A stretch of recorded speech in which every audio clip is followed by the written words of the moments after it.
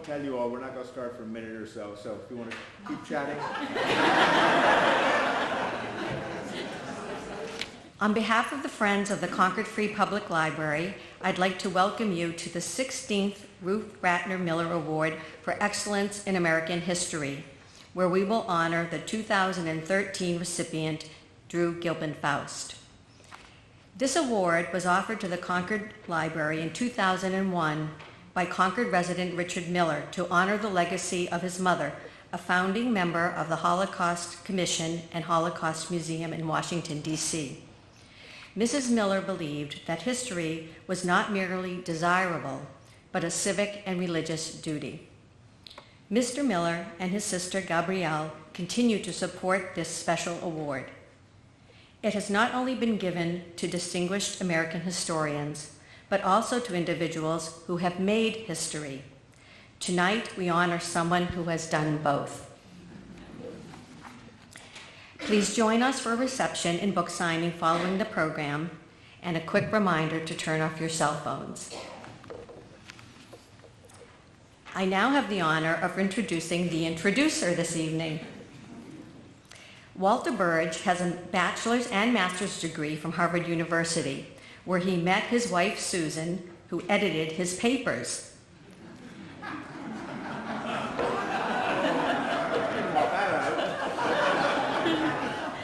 He discovered the value of a good editor and married her. He attended the famous football game, Harvard beats Yale 29-29. He was headmaster of the town school in New York City for 10 years and then became the headmaster of the Fenn School from 1980 to 1993. So it is especially fitting to have the Miller Award event here for the first time in this beautiful building. He has been active in the town, serving on many committees as well as at Trinity Church.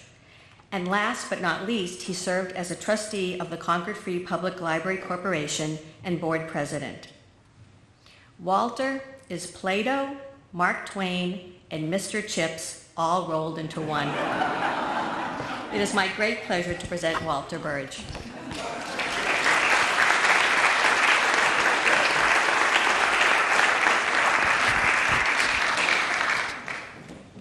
What on earth do I do with that? I was going to thank you, Sherry, but I don't think I will, actually. Jerry Ward, who is the current headmaster of the Fenn School, asked me, he could not be here tonight, and he asked me to express to all of you, how, and particularly to the library, how honored the school is to host this wonderful and significant event. I am struck by the tapestry of history and tradition that mark this evening. John Adams once noted that the meeting house was one of the features of colonial American life that formed its citizens to see their role in local governance quite differently from their British cousins.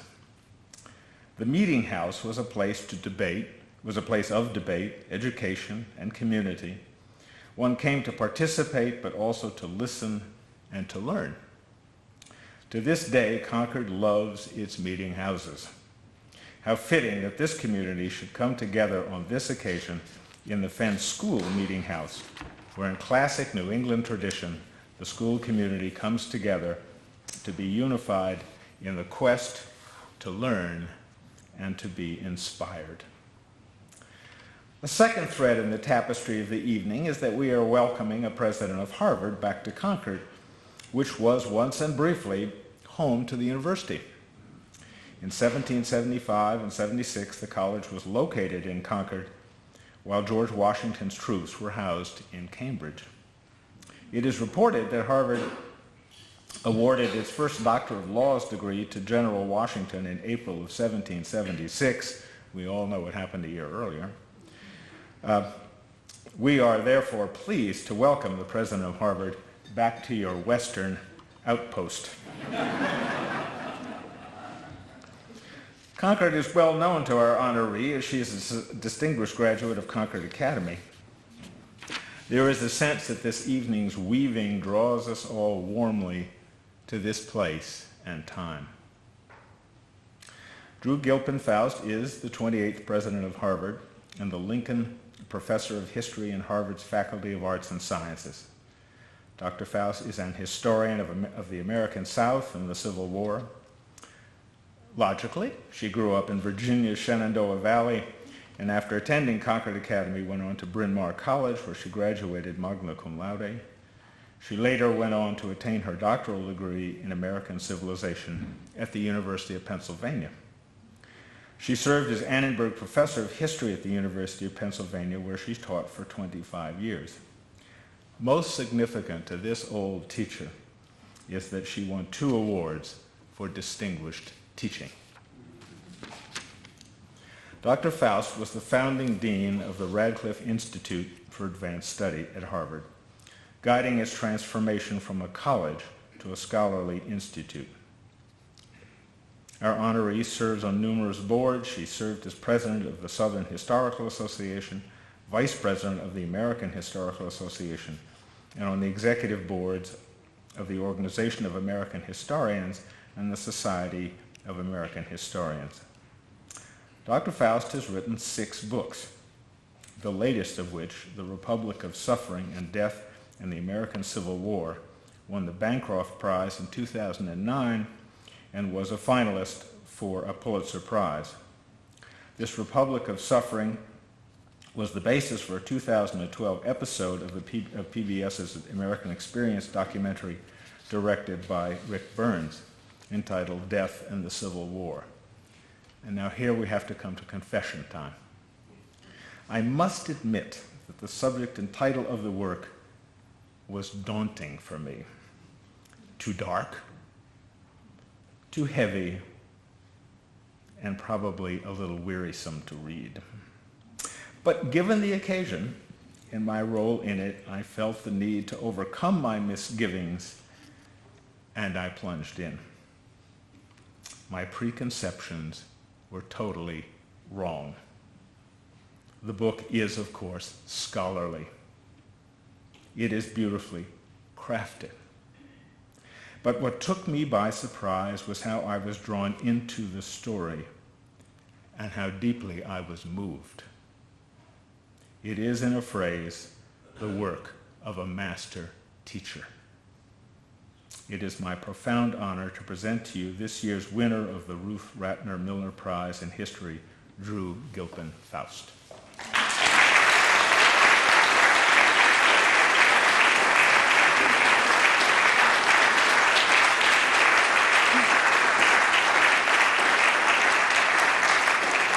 Thank you so much. That was such a lovely introduction, and what you said at the end moved me, so thank you. I perhaps should say that my office at Harvard was occupied by Washington's troops, as was the house, the president's house in which I live. So I think the connection between who was where and where Harvard was and where Washington was is a very tight one. It's a great honor for me to be here tonight. I spent a good bit of time at the Concord Free Library when I was at Concord Academy. It was just across the street. And at that point, Concord Academy had no real library, so that was our great resource. So that makes this evening's award especially meaningful to me. I'm grateful, too, for the opportunity to share some reflections in a realm I'm afraid I don't get enough time to engage in these days. And so having a chance to think about history and about being a historian is a wonderful opportunity. And also to think about what it is that has always made history so interesting to me and why I think it's so important.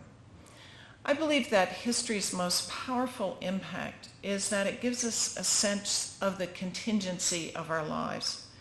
We see that in different times and places, human beings have embraced different values, pursued different purposes, all the while regarding their lives as natural and inevitable as we do our own.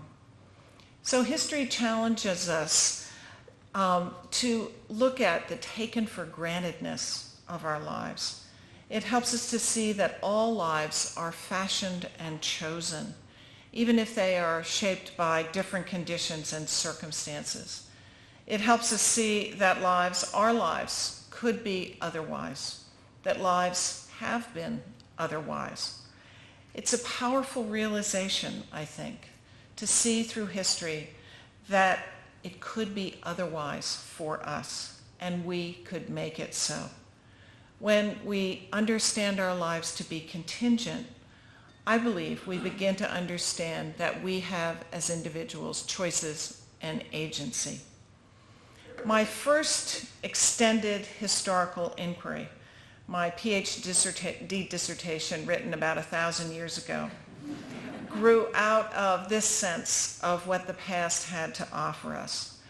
The question I wanted to answer as I undertook that initial foray as a almost professional historian was to ask, how did white Southerners of the antebellum South come to defend slavery?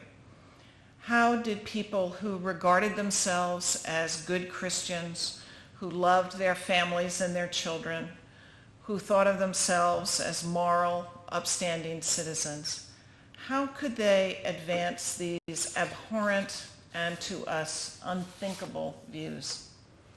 Now, this historical question was prompted in no small part by one closer to home, one closer to my own time and my own experience.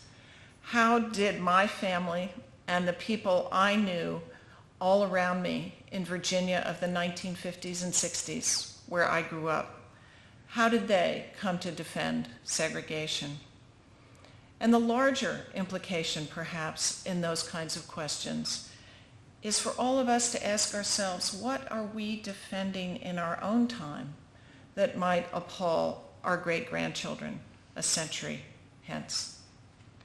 Historians have many ways of approaching these sorts of questions, of exploring how attitudes are formed and how they change, multiple ways of framing inquiries. One is to focus on a theme, a problem or a question.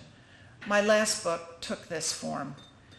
It was a look at death. Death was the unifying theme of this Republic of Suffering.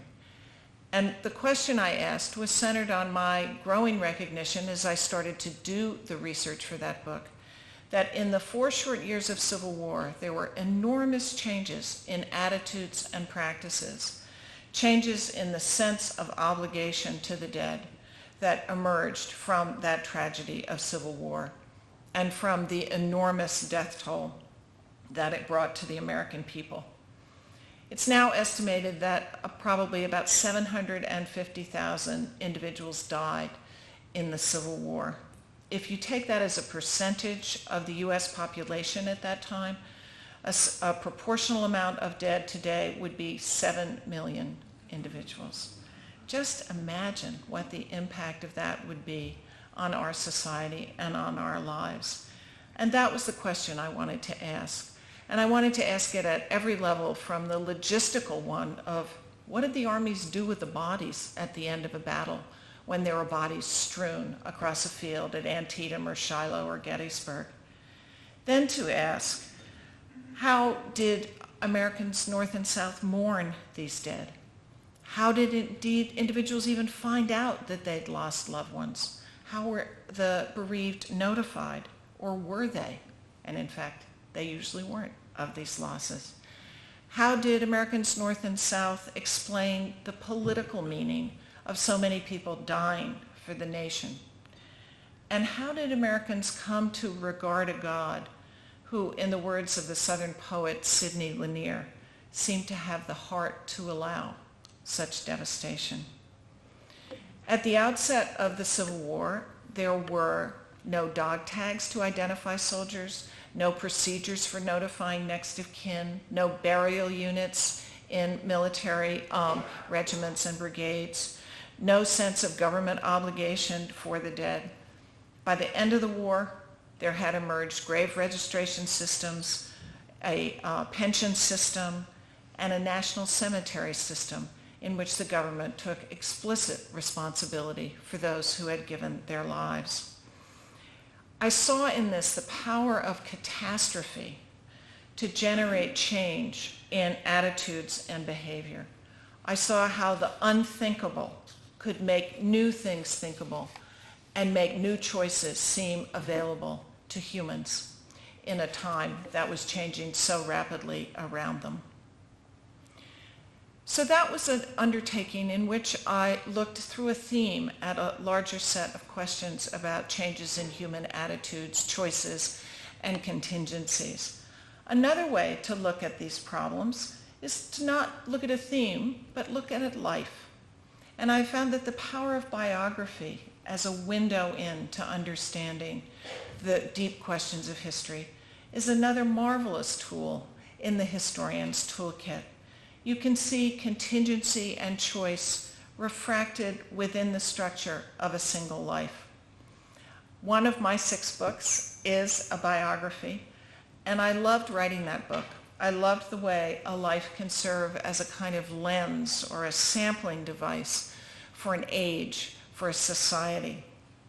You can see through writing a biography or reading a biography how people in the past are both like and unlike us. And you have the opportunity to look at the world through another person's eyes. Now, the subject of the biography that I have written was no hero.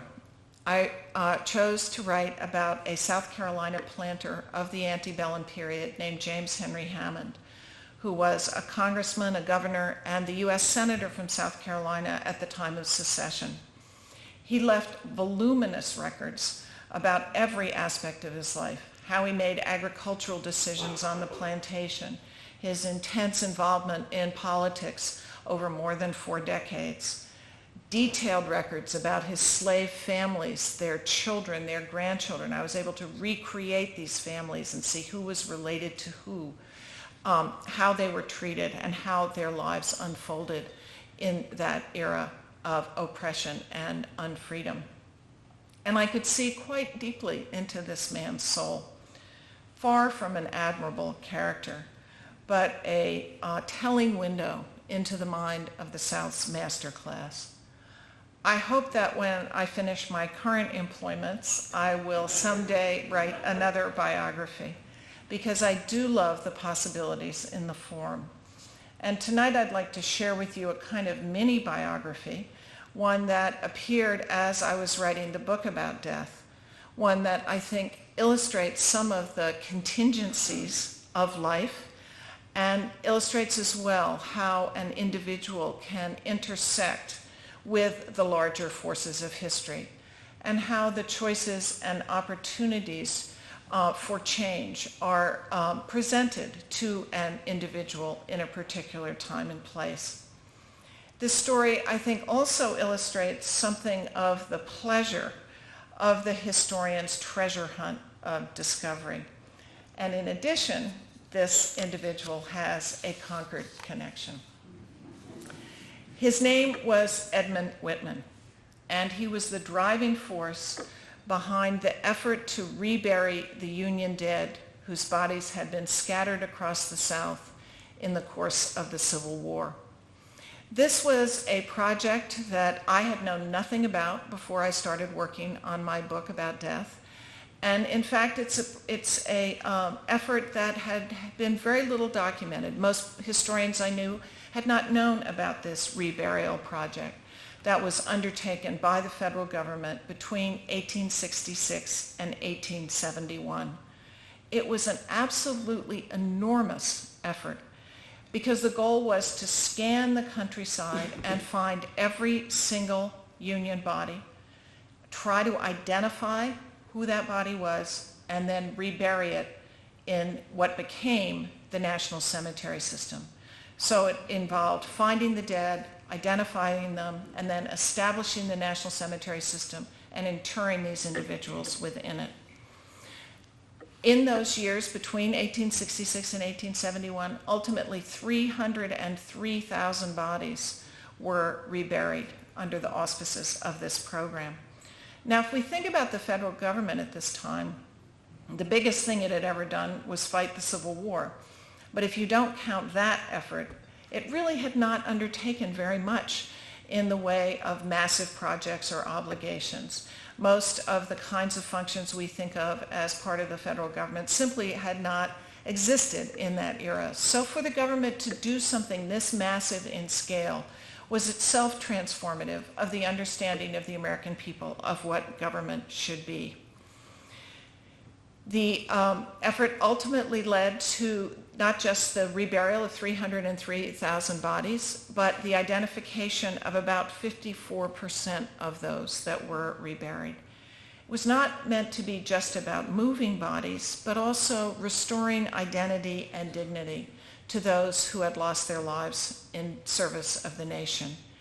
It was very much about affirming the rights of humans as citizens. This was a war about citizenship. What did it mean to be a citizen? What did it mean to be a free person? And giving dignity to the dead was very consistent with the notions of giving dignity to the slave, dignity to the citizen, dignity to the common man, all of which were important values of the war effort. And it underscored that citizenship required not simply service by the citizen to the state, but obligations of the state to the citizen.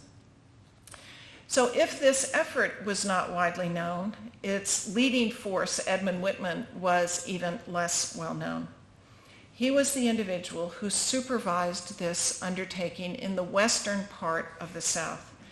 And he was a critical force in moving the effort towards one that underscored the importance of disinterring and relocating all bodies and establishing a national cemetery system for all of them. Under his aegis, about 114,000 of those 300,000 bodies were reburied. So who was this man, and how did he come to do this, and how did I find him? Well, I first encountered Edmund Whitman when I was in the National Archives doing research on death and the various aspects of death records that are located in the National Archives. And I came across a manuscript that was entitled A Trip Through Parts of Kentucky, Tennessee, and Georgia Made to Locate the Scattered Graves of Union Soldiers, 1866. It was a journal, and entries were made in it just about every day through the winter and spring of 1866. It had been created by the chief quartermaster of the Military Division of Tennessee, Edmund Whitman.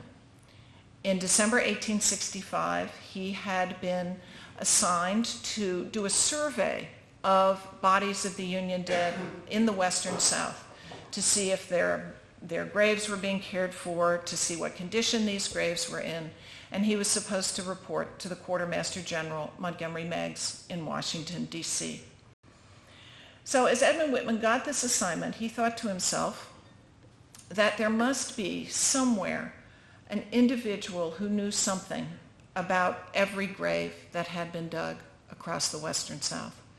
The digger of the grave, a witness to the digger of the grave, someone must know where those graves were, and he hoped know something about the individuals who had been interred within them. So before he set forth to execute on his assignment, he issued a circular that he entitled Important Information Wanted. And he sent it to 300 newspapers and periodicals all across the North, asking for information that anyone might have about where graves of Union soldiers might be found. And he was inundated with responses. Letters, descriptions of grave sites, drawings of grave sites came into him from all over the country. And many of these letters and drawings and descriptions are in the National Archives. So I had the opportunity to go through them and see the kinds of responses that his request for information had evoked. Whitman said, describing these materials, they were often so minute and accurate in the details that any person could proceed with unerring certainty to the very grave described. An example, A.T. Blackman wrote to Whitman about his brother's grave. His brother had fallen in battle. One of his comrades had written to the family saying they'd buried the body and giving the following description.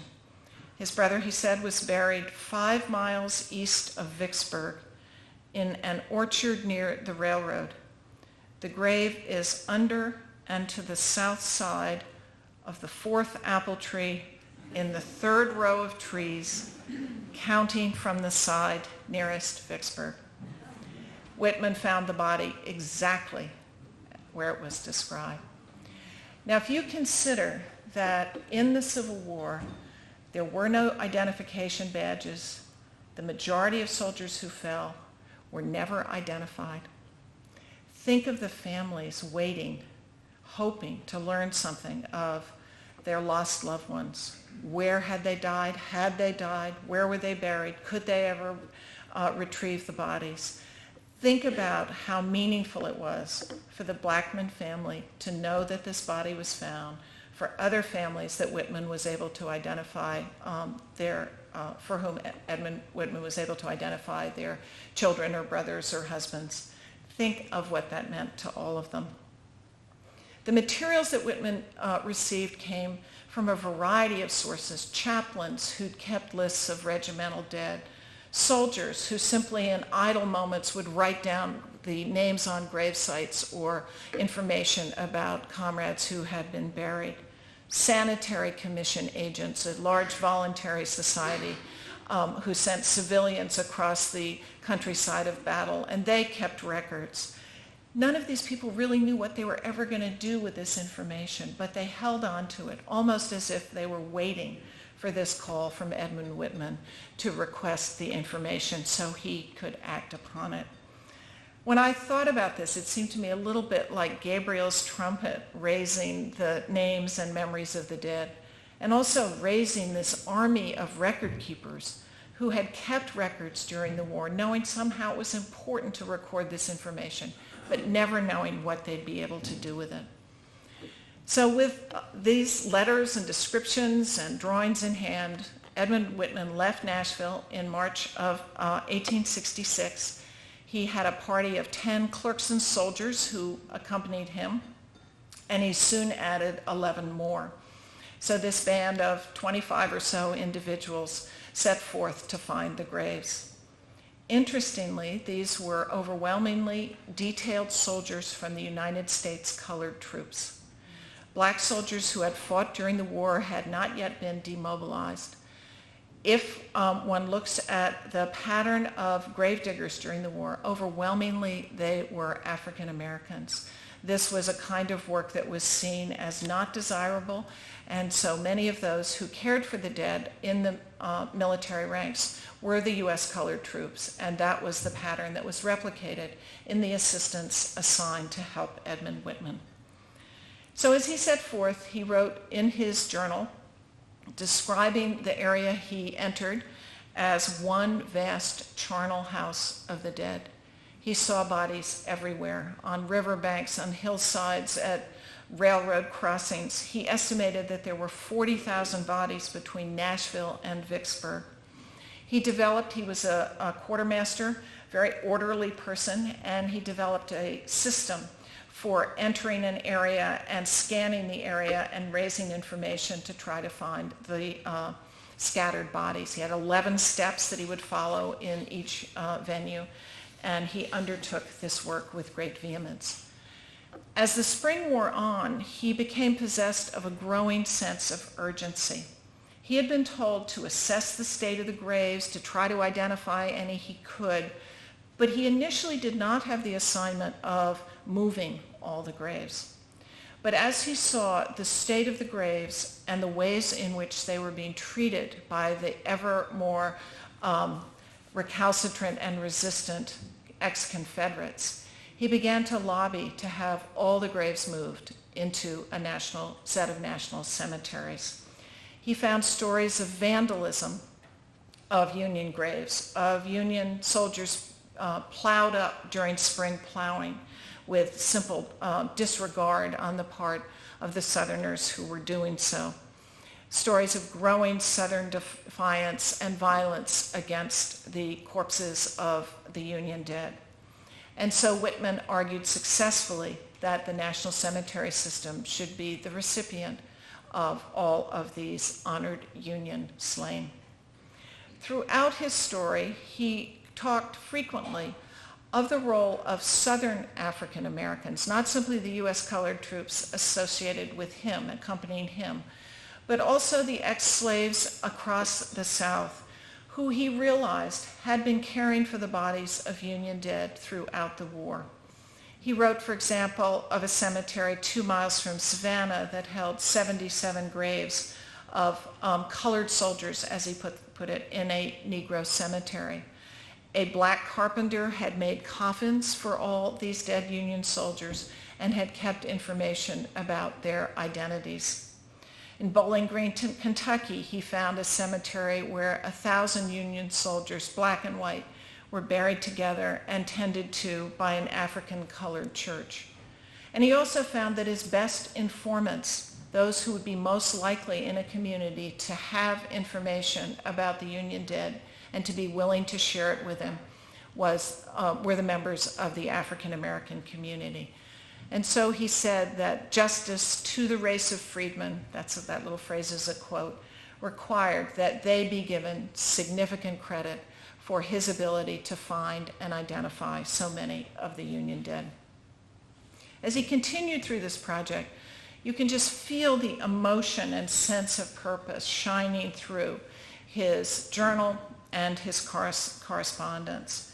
He felt that the work must be done, as he put it, with a true conception of its magnitude and significance.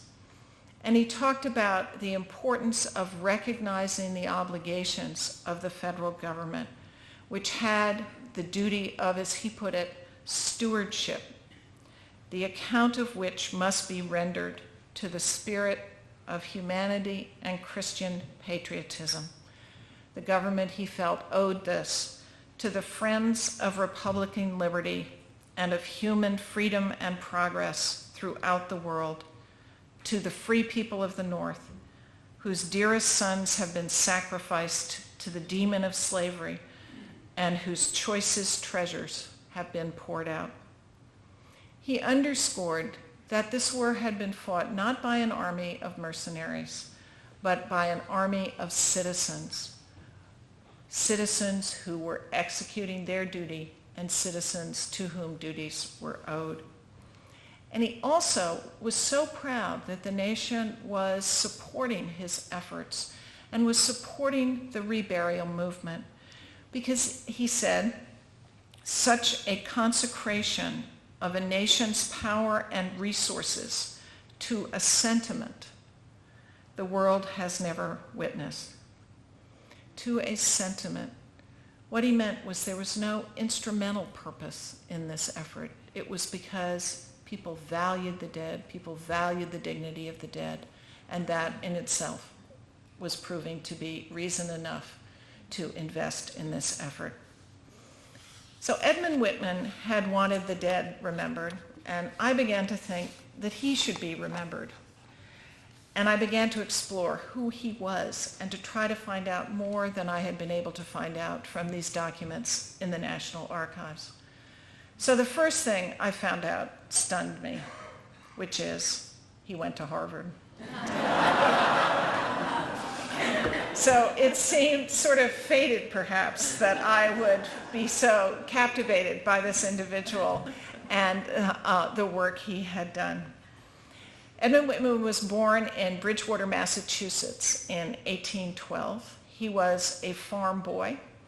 He was a charity student at Exeter, and then for a while he worked in an apothecary shop, and then as a schoolmaster. He entered Harvard as a sophomore and was about 6 or 7 years older than his classmates. He received his bachelor's degree from Harvard in 1838 and a master's degree in 1841. It was customary for each class at Harvard to compile a class book in which the members of the class would write essays about themselves and their lives and what was meaningful to them. And so his essay in the class book was a very revealing source for me as I tried to find out a bit more about him. He said that he had always wanted to be a teacher, but he also reported that he was a Grahamite. Now, what is a Grahamite? Think of graham crackers. That's actually what it's about. It's a health reform movement of the mid-19th century. He also said he was anti-wine. He was an adherent of the temperance movement and vehemently anti-slavery. So I got a clear sense of Edmund Whitman as someone at the center of the powerful movements for reform in 19th century Northern society. And indeed, he said at the end of his senior essay that he hailed as brethren, and I'm quoting, all those whose firm purpose is to leave the world better than they found it. I love this phrase. It sounds like something our students at Harvard would say today.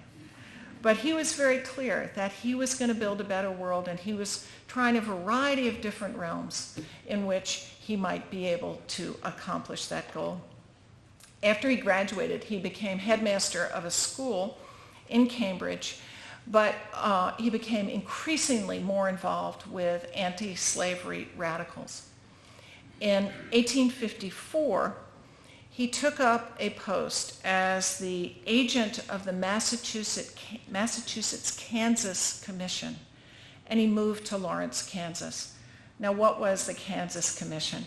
It was an organization of anti-slavery forces in Massachusetts that supported the movement of citizens from New England to the Kansas Territory so that they could vote against slavery in the battle over whether Kansas would be a free or a slave state. And so this was a very decided abolitionist anti-slavery position, and one that had considerable danger associated with it, because the battle over the future of Kansas was not a pacific one. It was one that involved shootings, confrontations, murders, violence of all sorts. And he was the individual who carried the contributions, both in supplies and money, from devoted anti-slavery adherents in New England to the citizens who had settled in Kansas and were fighting for a free Kansas. In this position, he had very close ties to someone who may be known well to many of you here in Concord, Franklin Sanborn, who was secretary of the Massachusetts-Kansas Commission. So in some sense, Edmund Whitman's boss. Sanborn was later one of the Secret Six who helped John Brown. He was an extremely active and devoted abolitionist. Whitman's son, Alfred, enrolled in Sanborn's Concord School and lived here in Concord while Edmund Whitman was in Kansas, operating on behalf of the Massachusetts Commission. And Alfred Whitman, Sanborn, and indeed Edmund Whitman, when he was back in these parts, back from Kansas to connect or get more supplies, were all part of a circle that included Emerson's and Alcott's and the illustrious inhabitants of mid-19th century Concord. It has been said, and this is something that is more hearsay than something that's been proved, but it has been said that Alfred Whitman, Edmund Whitman's son, was the model for Laurie in Little Women. Whitman became quite involved with John Brown in Kansas, and Brown was really the most radical leader of the Free State forces in Kansas. And Whitman delivered money to him and supplies, and in fact, for a time, hid John Brown in his house in Kansas when John Brown went underground in the years that he was beginning the planning for the Harper's Ferry raid. So Whitman had obviously become a very active abolitionist, putting his own life on the line and devoting himself to the anti-slavery cause. When the Civil War broke out, Whitman was 50 years old, but he nevertheless enlisted in the military, joining in the summer of 1862 as quartermaster in the Western Theater. He enlisted from Kansas. He saw the war as a continuation of his crusade for human dignity and betterment.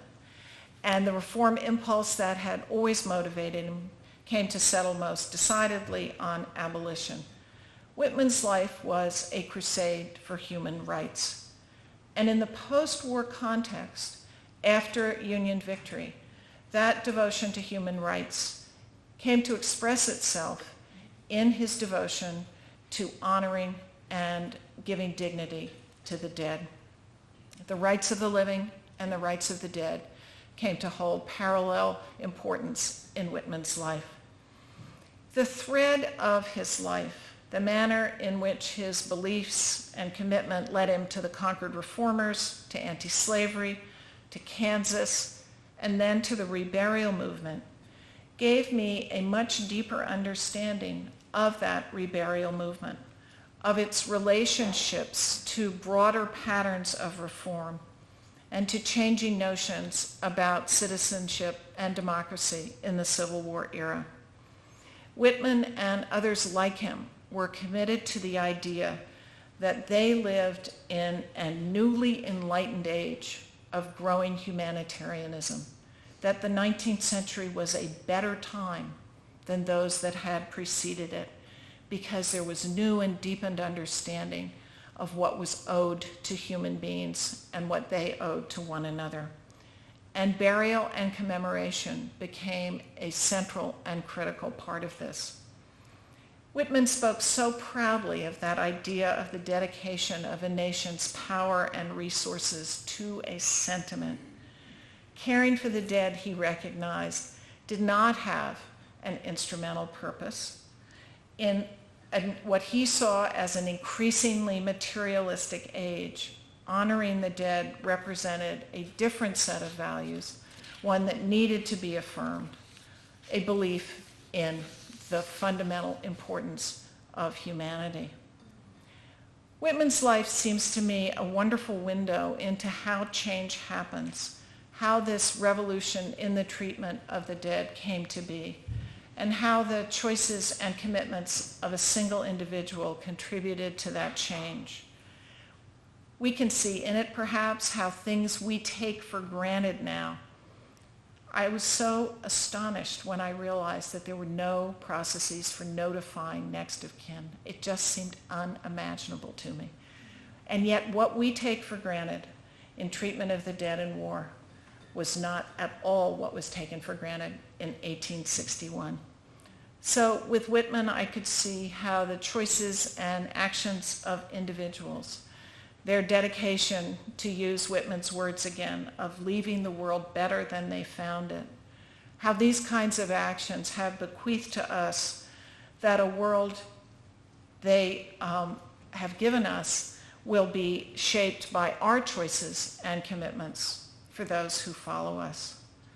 I think history can help us see alternatives to the world that has been delivered to us. It can instill us with a sense of both possibility and of responsibility. And what could be more inspiring or more important than that? Thank you very much.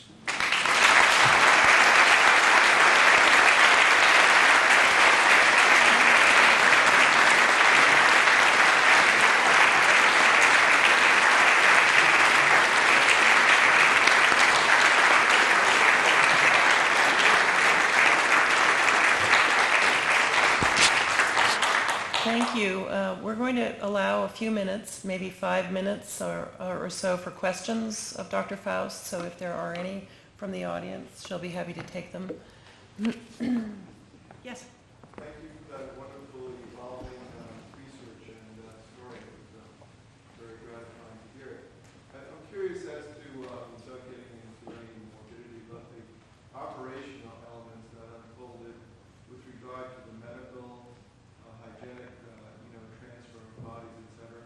And also curious as to whether there was a stipend for the families of the deceased at that time in the era of our country. The United States, there was a pension system that was established in the course of the war. So that was another element of the acknowledgement of a responsibility to the dead. And if we take the reburial movement and the pension movement program together, it was just a huge undertaking for a government that had been made so much more powerful in the course of the war. So I think we can see the sort of new strength of the new nation embodied in those two efforts. The first part of your question, I was a little unsure about medical treatment of...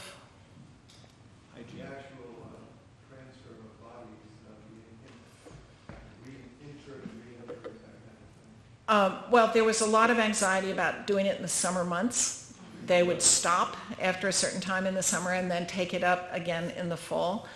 But there wasn't much sense that these bodies would spread disease, or there's not a lot of discussion about that, because the germ theory of disease had not been understood at that point in time. And so ideas of contagion and so forth were not as deeply a part of their understanding of life. It was more the disgusting nature of it than the polluting nature of it. Is that a question? Yes. Can an understanding of Senator Hammond and the elite of the South, of the antebellum South, help us understand some of the racism and ethnicism that is dividing a lot of the rest of the world today? I mean, today the Sunnis and the Shiites in parts of the Arab world. See, I mean, 1,000 people have been killed in Iraq, in the last few months, and such. And it almost seems like the same kinds of sentiments. I think the whole study of Southern history, which has been the effort of a considerable portion of my historical career, is so embedded in the notion of what is race, why do people create racial divisions, what fuels them, how do we come to understand each other in these ways. One of the aspects of Senator Hammond is that he had two slave mistresses, a mother and a daughter, who he wrote about, had children by, and yet here he was protective of, and you can see throughout his diaries and letters indications of how powerfully he felt about these two individuals.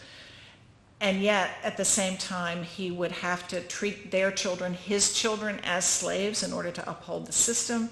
He would beat other slaves. I mean, the contradictions of making people different and yet recognizing them as the same and like us and even people we care about is rendered in, I think, an extraordinary way within the context of his life.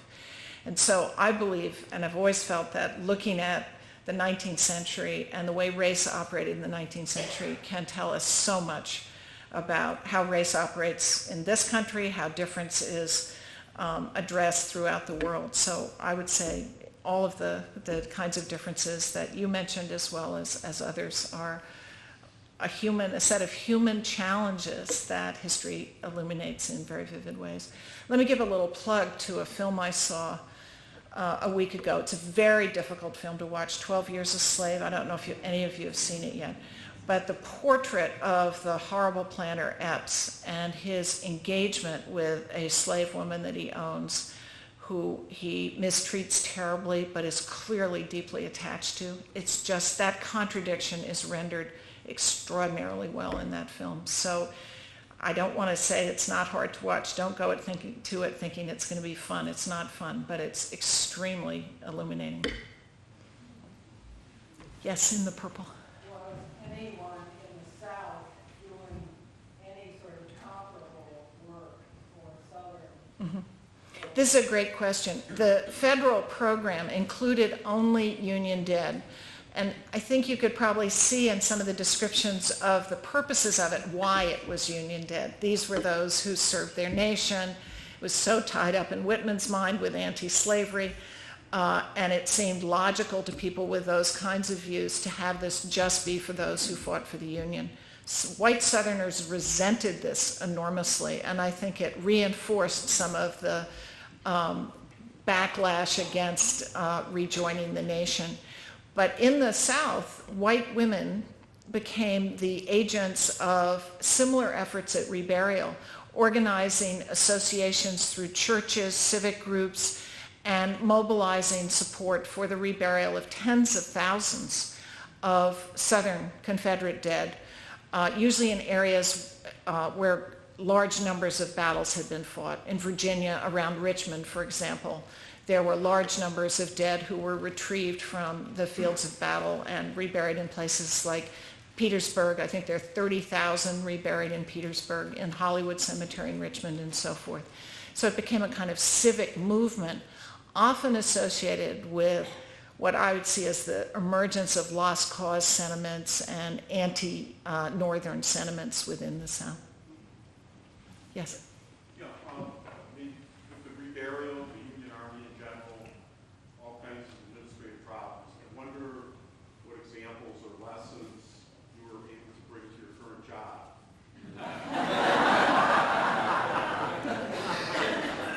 Well, first thing I did when I became president is I tried to figure out where the bodies were buried. Right?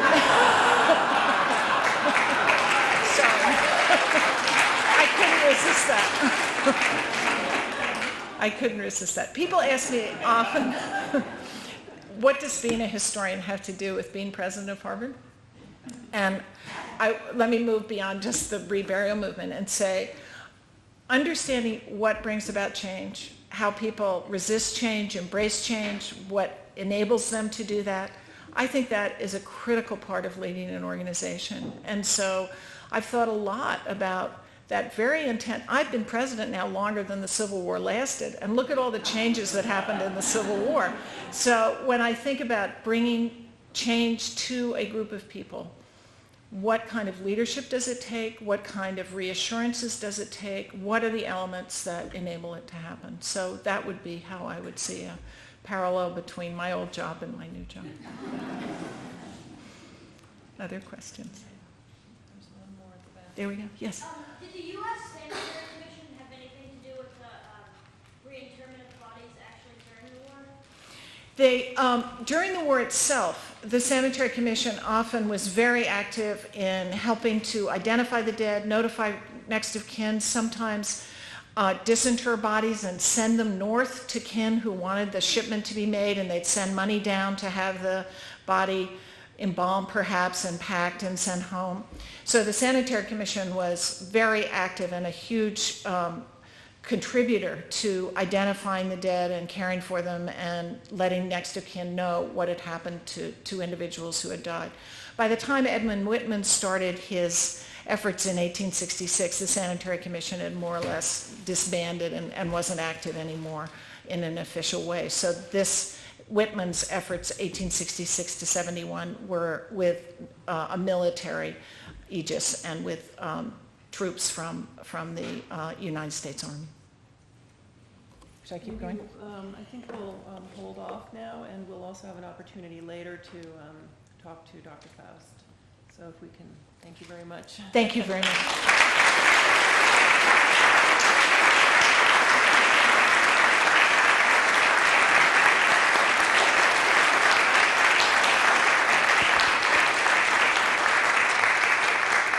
Thank you so much, Dr. Faust. Your humanity and knowledge shine through, and it's just a pleasure to be in your presence and to hear you talk about things that you know so deeply.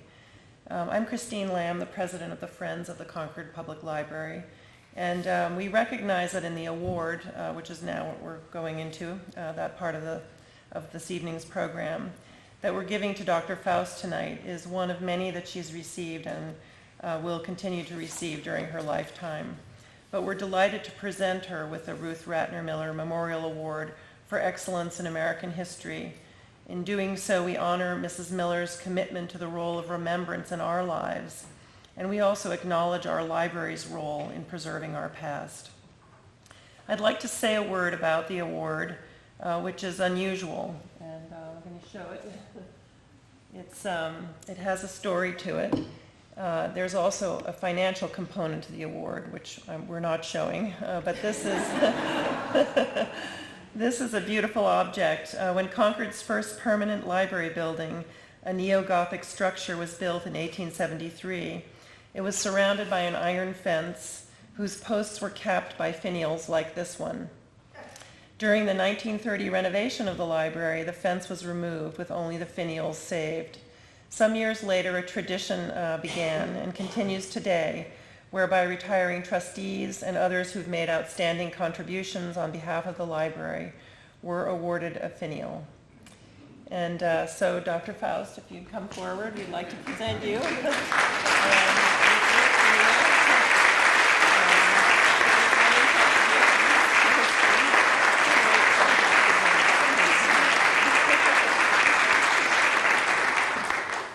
And now, please join us for a reception and a book signing as this capstone event of the Concord Festival of Authors ends in the library, which is across the green.